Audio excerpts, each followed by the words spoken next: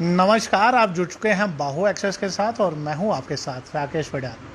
आज पूरा राष्ट्र हिंदी दिवस बड़ी धूमधाम से मना रहा है और आज हम एक ऐसी शख्सियत से आप सबको रूबरू कराना चाहते हैं जो कि उधमपुर की शान तो है ही है, बल्कि पूरे राष्ट्र की शान है।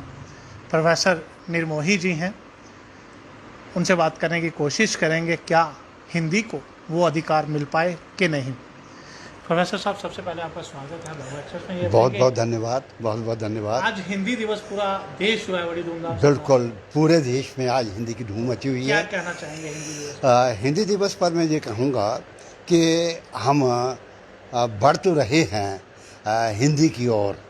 सरकारी कार्यालयों में भी हिंदी आ रही है, लेकिन गति बहुत ही धीमी है। उसके अतिरिक्त समाज में भी हिंदी का प्रचलन तो बढ़ रहा है। ये जो संचार व्यवस्था में भी हिंदी का बहुत ज़्यादा योगदान है। समाचार पत्र हिंदी में पहले से बहुत अधिक प्रकाशित हो रहे हैं और पाठकों की संख्या भी करोड़ों तक पहुंच गई है। फिर भी अभी हमें हिंदी की ओर और भी आगे बढ़ने की आवश्यकता है। हमें सबसे ज़्यादा ये है कि हम क्या करें कि हिंदी के प्रचार और प्रसार के लिए हमें और बड़ी तेज़ी से आगे बढ़ना है। मान लो कि हमारा जो सामाजिक जो पर्व त्यौहार हैं उसमें जो हम कार्ड प्रकाशित करते हैं वो हिंदी में हों। विवाह शादियों में जो हमारे कार्ड हैं वो हिंदी में हों। पर्व त्योहारों पर जो है ना वो हिंदी में हों। जितने भी सरकारी विज्ञापन प्रकाशित हों वो हिंदी में हों। लोगों को हिंदी में पत्र व्यवहार करने की अनुमति है और उनके उत्तर भी दिए जाते हैं, हिंदी में ही दिए जाते हैं।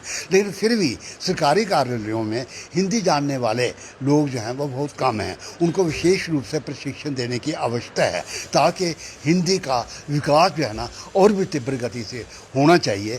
सेंट्रल गवर्नमेंट, केंद्र सरकार की ओर से वो बहुत इस ओर प्रगति की ओर केंद्र सरकार बढ़ रही है।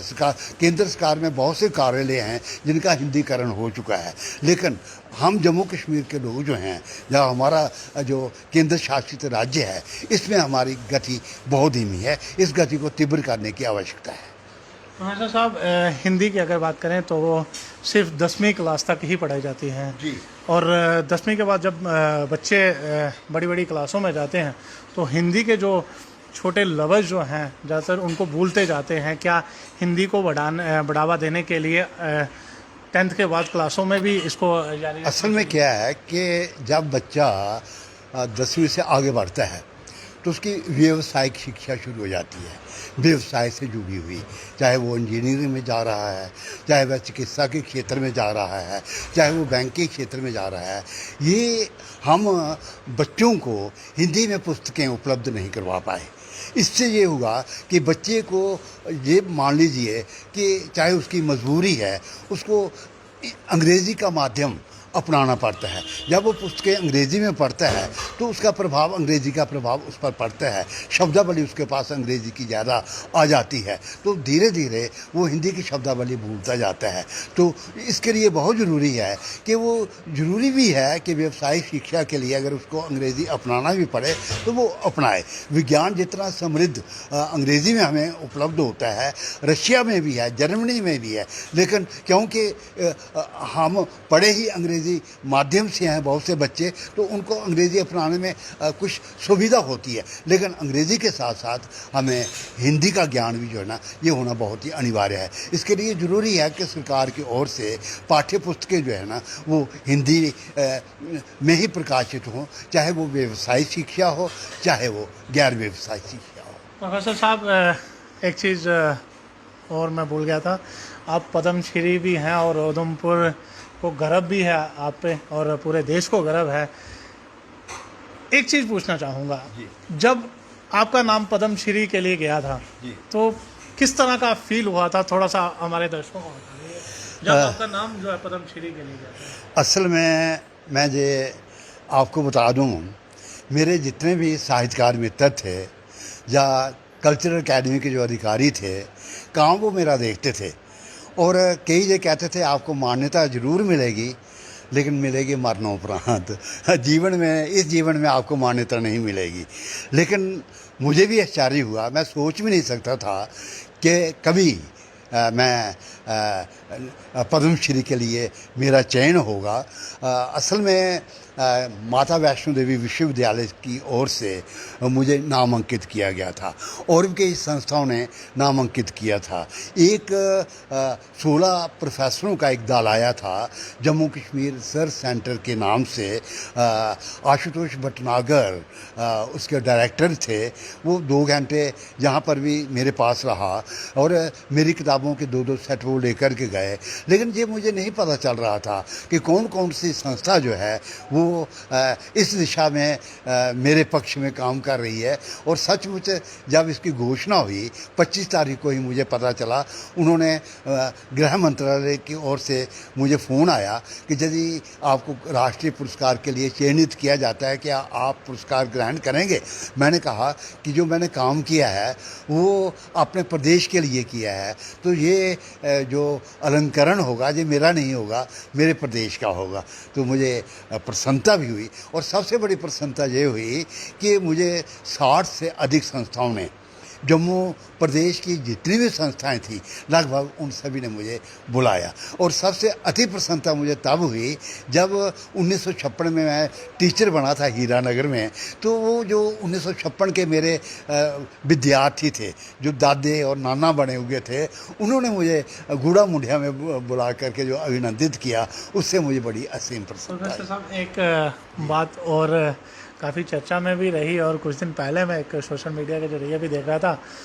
आपके पढ़ाए हुए स्टूडेंट, जी कोई मंत्री है जी हाँ तो कोई जज है, कोई कुछ है, जी हाँ। वो जब भी उनका काफिला जी हाँ। यहाँ कहीं से गुजरता था तो आप वहाँ उनको पैदल दिखते थे, हाँ जी। तो वो काफिला एकदम से रुक जाता था। जी हाँ। क्या कहना चाहेंगे? मैं ये कहूँगा कि मुझे शोध कार्य करना था। शोध कार्य जहाज़ों पर चढ़ करके, कारों पर चढ़ करके नहीं हो सकता। मुझे पहाड़ चढ़ने थे, नदियाँ पार करनी थी, मुझे जंगलों में जाना था, मुझे जनजातियों से मिलना था। उसके लिए आवश्यक था कि मैं इन सब वस्तुओं का परित्याग करूं। अगर मैं इस चीज़ों को अपनाता, अब मैं 85 वर्ष का हूं, इस उम्र में भी अगर मुझे पहाड़ चढ़ना हो तो मैं चढ़ सकता हूँ। लेकिन अगर मैं अपने पास गाड़ियाँ रखूँगा तो फिर मुझे लगता है मैं तो 2 किलोमीटर भी नहीं चल पाऊँगा। इसलिए इनका परित्याग करना मेरे लिए आवश्यक था, मैंने किया। और उसी का परिणाम यह है कि मेरी ये अभी तक 40 शोध ग्रंथ जो है ना वो प्रकाशन में आए हैं। कौन कौन से मंत्री हैं, कौन कौन से जज साहब हैं जो आपसे पढ़े हैं? कोई चंद जी, उनमें से 3-4 तो उधमपुर के हैं। जब भी मैं किसी कार्य के लिए उनके कोर्ट में गया तो एक तो कटरा में थे, वहाँ 9 देवियों पर मुकदमा चल रहा था। किसी ने वहाँ पर मेरी किताब पेश कर दी कि इसमें 9 देवियों के विषय में लिखा है। तो अदालत ने मुझे बुलाया मैं अपना स्पष्टीकरण दूं। जब मैं वहाँ गया तो जाकर के मैंने देखा जज साहब खड़े हो गए। उन्होंने अपने क्लर्क को कहा एक कुर्सी और लाओ। वो जब कुर्सी लेकर के आया तो उन्होंने मुझे अपने पास बैठाया और वकीलों को कहा कि ये मेरे सम्मानित प्रोफेसर हैं, तो इसलिए मैं इनको अपने साथ बैठा रहा हूँ। अब आप इनसे जो प्रश्न करने हैं वो कीजिए। इसी तरह से मैं चुनानी में गया तो मेरे साथ आर्कियोलॉजी सर्वे ऑफ इंडिया के लोग थे। तो मुझे पटवारी की ज़रूरत थी, पटवारी की उस दिन तहरीक थी। तो जैसे मैं चुनानी अदालत में गया, जज साहब को कहा कि जज साहब आप अपना पटवारी मेरे साथ भेजिए, हम खादरा कुंड की गुफाएं देखने जाना चाहते हैं। वहाँ एक वकील था, उसने कहा how are you to dictate the court. तो जज साहब कहने लगे no no no, he is my professor, honourable professor, मैं MM कॉलेज में इनसे पढ़ा हूँ। तो इस तरह से मुझे ये लगा कि कोर्ट भी जो हैं, कोर्ट के जो जजेज भी जो हैं वो पूरा मान और सम्मान देते हैं। एक मैं आपको बड़ी मज़ेदार बात बताता हूँ कि मेरे सहपाठी हैं जस्टिस GD शर्मा, उनकी पदोन्नति हुई। जब पदोन्नति हुई तो मैं उनको बधाई देने उनके घर गया, मेरे साथ और भी लोग गए। एक सोफे पर एक व्यक्ति बैठा हुआ था, बाकी के कुर्सियों पर बैठे हुए थे। मुझ में ये था कि कोई झिझक नहीं थी। मैं जाकर के जो व्यक्ति सोफे पर बैठा था उसके साथ जाकर के बैठ गया।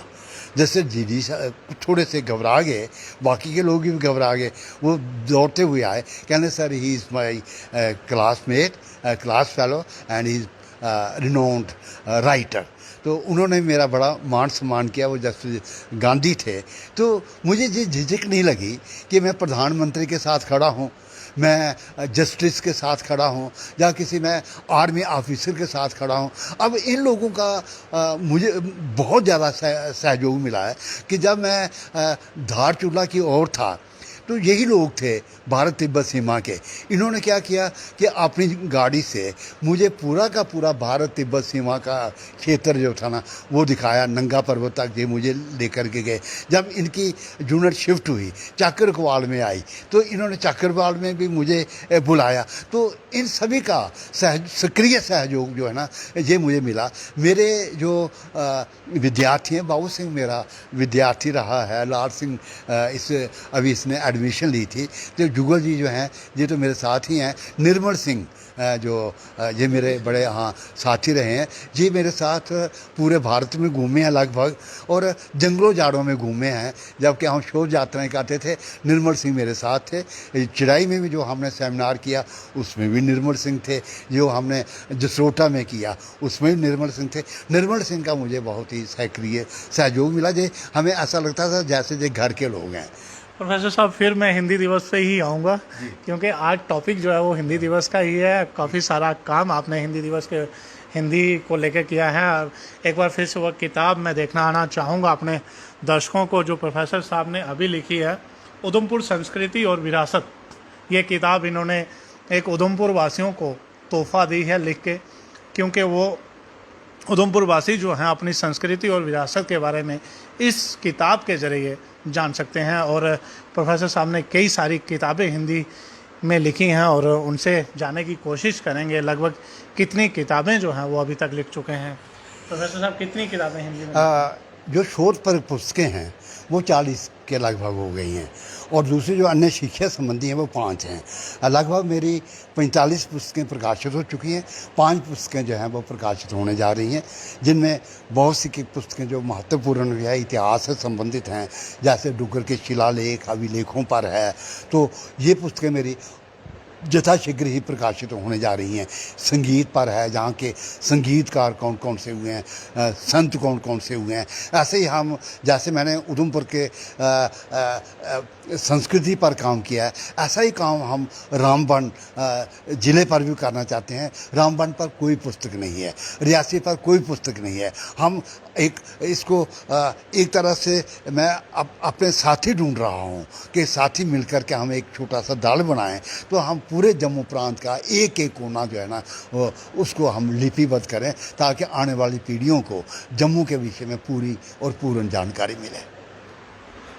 प्रोफेसर शिव निर्मोही जी का कहना है कि वे जम्मू के हर ज़िले में जाएंगे और जम्मू के जितने भी सूबे हैं वहाँ की जो विरासत है, वहाँ की जो उस ज़िले से जुड़ा हुआ जो भी इतिहास है वो आप सब व्यूअर्स तक लाएंगे एक किताब के जरिए। लेकिन इनकी जितनी भी किताबें आज तक छपी हैं वो सब की सब हिंदी में छपी हैं। हिंदी में छपी हैं। 2 पुस्तकें मेरी डोगरी में हैं और 2 पुस्तकें जो हैं डोगरी में छपी हैं। काफ़ी काम किया है हिंदी को बढ़ावा देने के लिए। उन्होंने कहा कि हमें अपने बच्चों को हिंदी सिखानी है, घर में हिंदी बोलनी है। और न्यूज़पेपर की इन्होंने खासकर बात कही कि जो न्यूज़पेपर हम घर में पढ़ते हैं वो ज़्यादा से ज़्यादा हम हिंदी में आने चाहिए और हिंदी में ही हमें पढ़ने चाहिए। और हिंदी को पटवी जो है ना वो भी हिंदी में हो। हाँ बिल्कुल। और जो हम विवाह शादियों पर भी नाम पट भी हिंदी में हो, विवाह शादियों पर जो हम निमंत्रण पत्र प्रकाशित करें वो भी हिंदी में हो। ये हमारी संस्कृति का एक अंग है।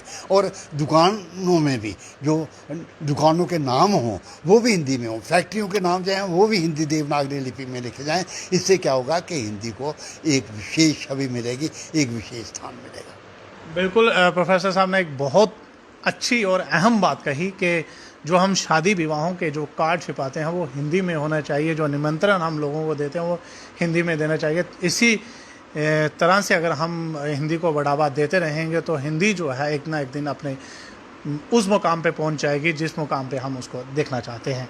कैमरामैन रोहित के साथ राकेश वड्याल की ये खास रिपोर्ट।